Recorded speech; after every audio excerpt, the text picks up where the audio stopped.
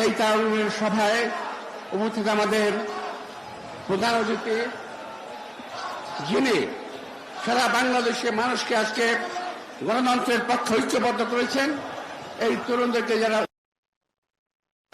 সেই তারেক রহমান, বিএনপির acting chairman Tarique Rahman, আমার সহকর্মী নেতৃবৃন্দ, তরুণী ভাই ও বোনরা, আসসালামু আলাইকুম। আপনাদের এই তারুণ্যের সমাবেশের উচ্ছ্বাস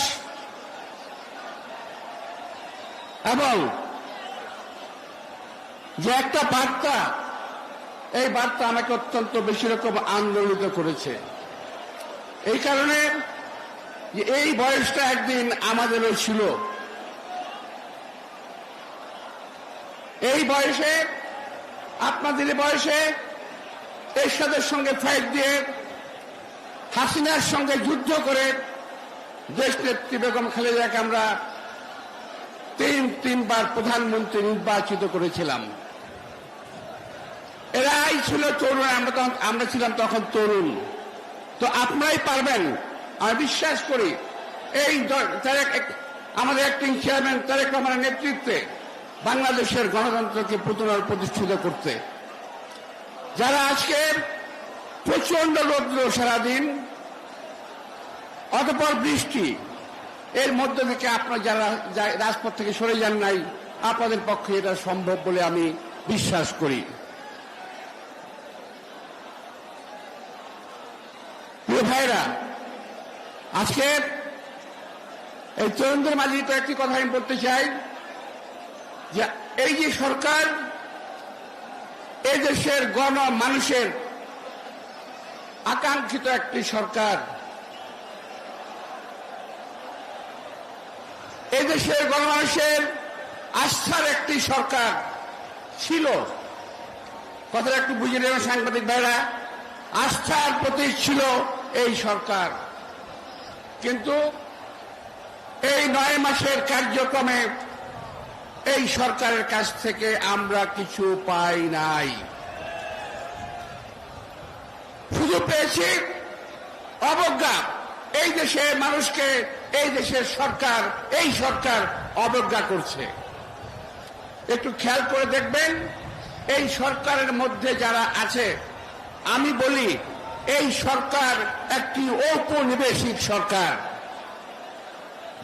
এই সরকারের মধ্যে যারা আছেন তাদের বেশিরভাগ, অর্থাৎ প্রায় 90% এই দেশের নাগরিক নয়। আন্দোলন করলে এই দেশের ছাত্র জনতা, আর কারে চেপে বসেছেন ওনারা, আমাদের ঘাড়ে চেপে বসেছেন। ওনারা বলেন সংস্কার করবেন, সংস্কার করে নির্বাচন দেবেন।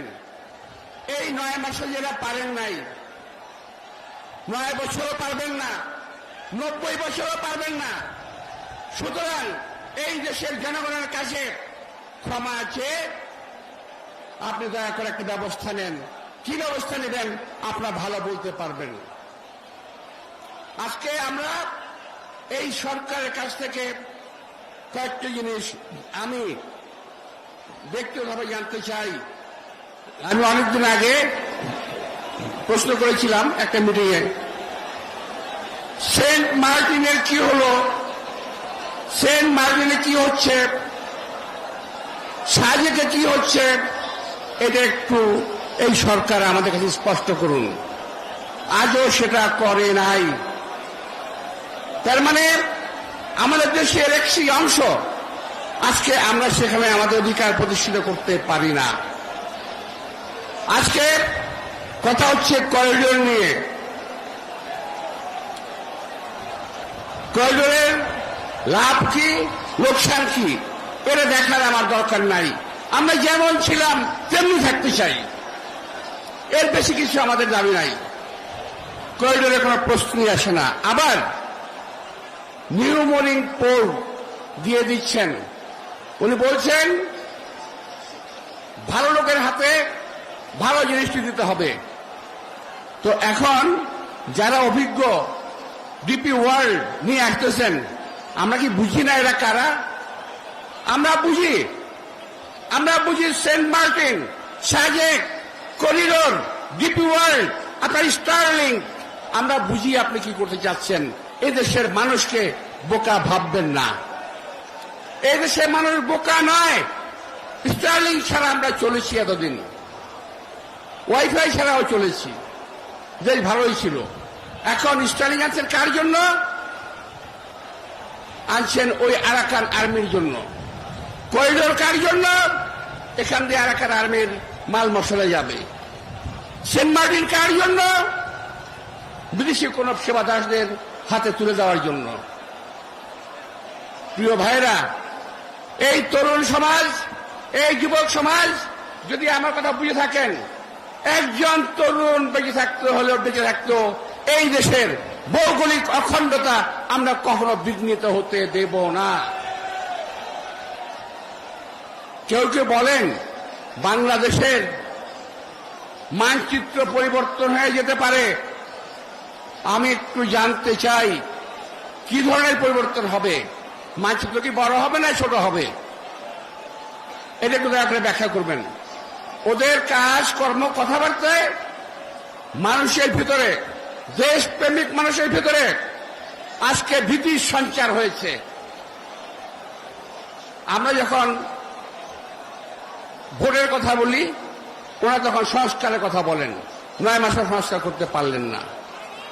আমরা যখন কাজের কথা বলি, তখন ওনারা অপকর্মের কথা বলেন, আপনারা শেষ করতে পারেন না, আপনারা কোনো কাজ শেষ করতে পারবেন না। কারণ আপনারা এখন সকলেই এই সরকারের অভ্যন্তরে মাথা থেকে পচন ধরেছে, এই সরকারের মাথা থেকে পচন ধরেছে, নিচ পর্যন্ত পৌঁছে গেছে।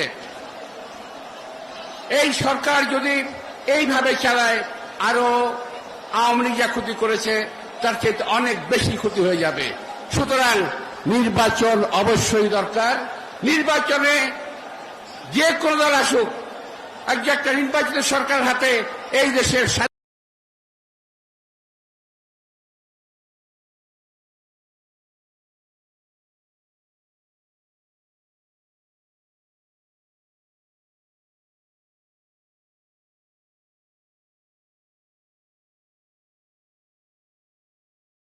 সার্বভৌমত্ব নির্বাচন অবশ্যই দরকার।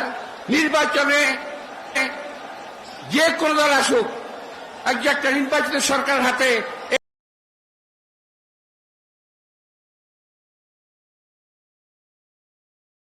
দেশের স্বাধীনতা, সার্বভৌমত্ব, ভৌগোলিক অখণ্ডতা নিরাপদ থাকবে বলে আমি বিশ্বাস করি। আমার প্রিয় তরুণ ভাইয়েরা, আমি আগেই বলেছি, আপনার কথাটি হল বাংলাদেশে বিভিন্ন লোক বিভিন্নভাবে ব্যাপকভাবে চাঁদাবাজি করছে এবং সেটার দোষ বিএনপির উপরে। আপনারা খেয়াল রাখবেন, এই ধরনের কাজকর্ম যারা করে তাদেরকে অবশ্যই প্রতিহত করতে হবে। এরা বিএনপির দুর্নাম করছে ইচ্ছাকৃতভাবে। আমরা তো আগেই বলেছি, যারা চাঁদাবাজি করে পুলিশ কেন ওদেরকে ধরে না? আমরা জানতে চাই। আমি নামাজের আগে সবাইকে আবারও ধন্যবাদ এবং শুভেচ্ছা জানিয়ে, আপনারা কষ্ট করেছে, কষ্টের জন্য আবার ধন্যবাদ জানিয়ে আমাদের